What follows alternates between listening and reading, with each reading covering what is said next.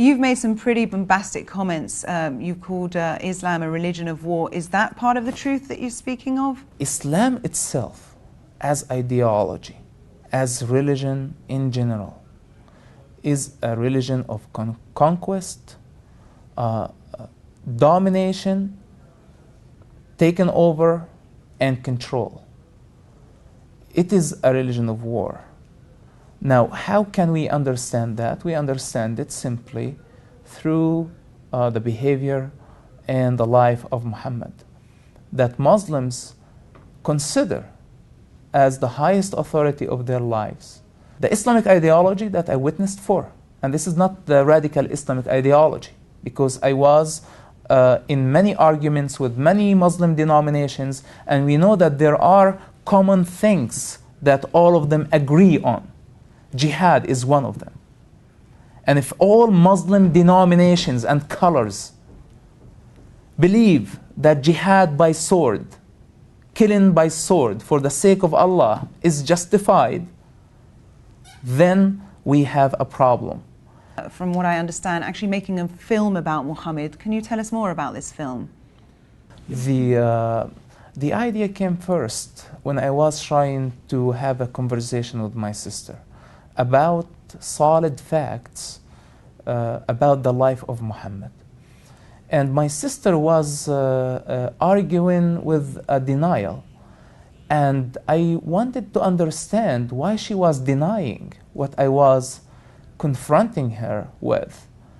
I love her, and I was trying to help her see that this is not a good way for her life. She could not see that, because Islam is not only a religion in her life. Islam is an identity to her.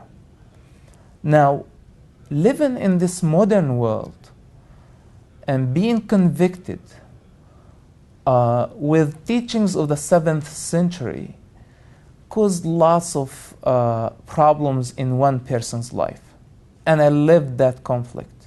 And I finally came over that conflict, and I want to help my sister and the new generation to find a way out. People who get the perfect picture of Muhammad, those are the people who are considered most dangerous terrorists, because they know that they have to follow the steps of their prophet of what exactly he did.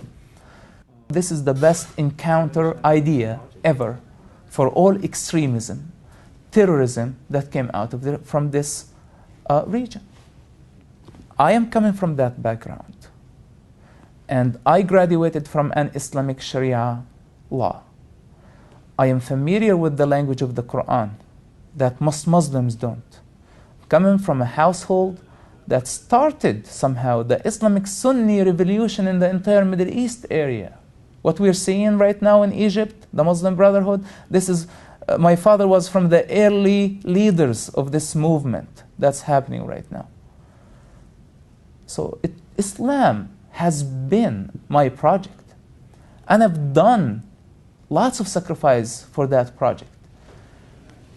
With that said, I believe it's my responsibility, because I sacrificed and I paid very high price for the cause of Islam and the cause of Muhammad, that I have the right to question that journey and bring the truth of what I witnessed, the good side and the bad side. We're not trying to offend Muslims. We're trying to bring the truth. If this is the real nature, why do you still identify with it?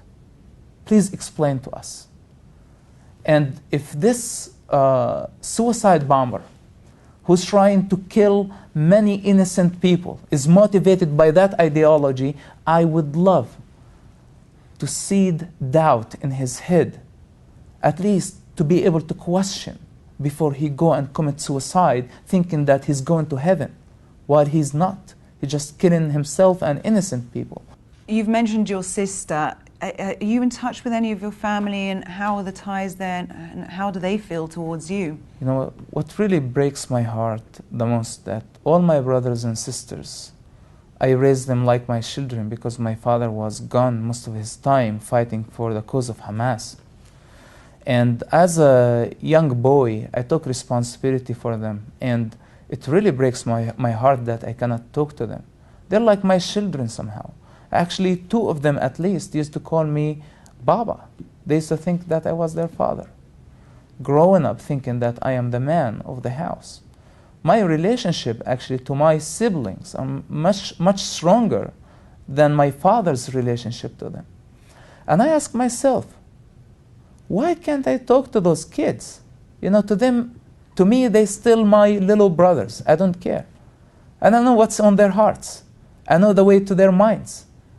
But they cannot talk to me because simply they can put themselves in a very awkward position with the society.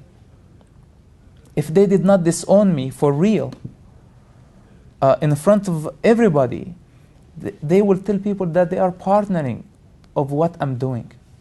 Do you think that you'll have any trouble finding financiers for the Muhammad project? Because it's so controversial, obviously there is an issue with depicting Muhammad on screen. Do you think you're going to have trouble getting investors interested in the film? The only argument that Muslims will have is to put Muhammad as a picture on a camera. And what we're trying to convince Muslims with, that first of all, Muhammad never said, don't put me on a camera, because there was no camera around the days of Muhammad. So if Muhammad himself did not ask not to be put on a camera, and we are going to put him in a way that is described in the most trusted Islamic books, then where is the problem? I believe that the problem is a political problem. And the problem is that the religious authorities who control the entire Middle Eastern region wants Muslims to stay living in ignorance. This is a very challenging project. And so far we did not ask people for production finances yet, but we have development or developing money, which did not have a problem to find. We developed the screenplay, which is a big step because it required lots of research, and we had to hire an Islamic secular for a long time to investigate every thing in the screenplay because the accuracy is very important in this project. My audience is the average Muslim. The religious person knows the truth, but they lie to themselves and lie to the rest of the world. The average person, the traditional Muslim, who was born this way, the nominal Muslim, I want him to see the picture that he did not see, because I want to challenge the religious authorities with those people, with their own people. It becomes an ideological conflict that will lead to intellectual maturity in the entire region that will build an amazing future. This is a very challenging project. But please come to us, talk to us, and let's put our effort together. If somebody with finances, somebody with a vision, somebody with an idea, we already have the screenplay, let's unify our power to bring the truth as a free world. I'm not asking Christians or Jews against Muslims. I am asking and begging every free person in this world to bring a light on a region that has been living in a world of isolation, many worlds of isolation that Islam built over the years to protect itself. And today we have this powerful media, and the new generation can watch and see and make a judgment. They are looking for a difference in their life. They're looking for a better future. Let's help them. Through the movie Muhammad and through writing your book and coming out against Hamas and Islam, some people have called you very brave and courageous, and other people have said you've signed your own fatwa. Are you scared for your life? First of all, I live in a free country, and I choose to live free. I'm not going to go to hide. There is nothing to be afraid about. We're doing the right thing. And we do it with the power of the truth. Not the power of conviction, not the power of opinion or idea. The power of the truth and the truth alone. You're intimately acquainted with the mentality of Hamas. So with regards to the mentality, perhaps less from a political perspective, do you ever think that there will be any sort of reconciliation between Fatah and Hamas? Fatah and Hamas killed in the past, they're killing each other right now, and they will kill in the future. The only thing that unite them is Israel. And this is like where people, look at me and say this is a pro-Israeli when I answer something like this. Killing in the Arab mentality and the human life, unfortunately, does not worth a lot. And this is another sad reality. We keep spinning in endless cycle of violence. And I think this is the time for Arabs start to understand the importance of freedom, the importance of human life, what makes us different than animals, that we have the right to choose.